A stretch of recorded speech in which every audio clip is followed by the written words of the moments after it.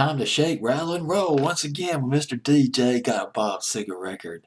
Bob Seger at number 14 on my fantasy playlist, March 18th, 1983, up 10 from 24. Don't hear this Bob Seger record that much anymore, even now. Does anybody remember the name of the record? Well, guess what? I forgot to get the name of that album. I got so caught up researching the producer of this album that I forgot to get the name of the album. It was his 12th album, from his 12th album. Bear with me. I'll get the name of that album, The Distance. It's his 12th studio album, The Distance. Shame on the Moon. There was Roll Me Away, another cut off that album. Shame on the Moon came out in the fall of '82. And the album was produced. You probably never heard of this guy.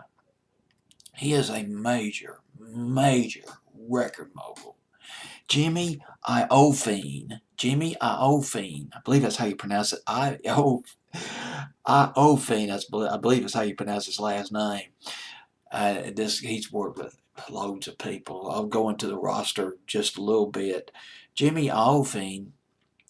He's a tough guy. He's a tough talking New York guy. He is not, from what I've read about him, he is not to be crossed. Stevie Nicks went out with him. She did, for a few years. He produced her debut album, Belladonna, and I'll get into that in just a minute. Jimmy Iovine, he's a son of a longshoreman in New York, and when he got into the music business, he started cleaning. Sweeping floors, cleaning in a recording studio, but not for long. By the early '70s, he was working as a recording engineer. He was an engineer on the Born to Run album by Bruce Springsteen. Worked as an engineer, not a producer, but as an engineer. Very distinguished.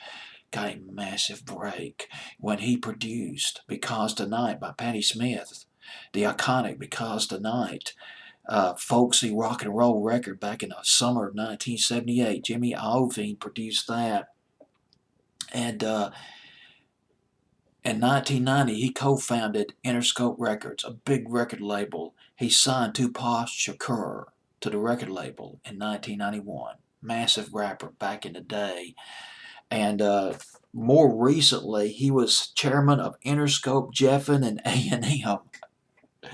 He's top dog. Really big guy. Very big guy. He produced his album, The Distance, by Bob Seger. He produced Belladonna by Stevie Nicks. Now, Stevie Nicks' solo debut album.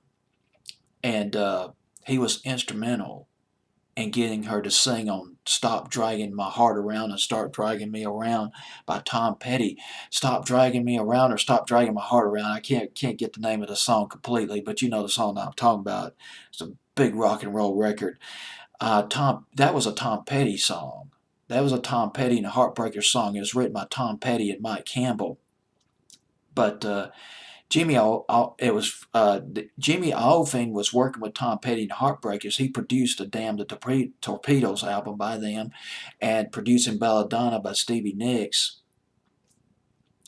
And when he listened to the final cut of Belladonna by Stevie Nicks, he didn't hear a hit off the album. Nothing that really struck out at him. Even Edge of 17, which was a pretty powerful record by Stevie Nicks. And he suggested the collaboration, Tom Petty and Stevie Nicks, Stop Dragging My Heart Around. And it was the first single off the Belladonna album, a Tom Petty record off the Belladonna album, and it just helped blow up sales for Stevie Nicks' debut album. I just read, I'm finishing up a biography of Stevie Nicks that's brand new. That's how this information came about. It's pretty fascinating.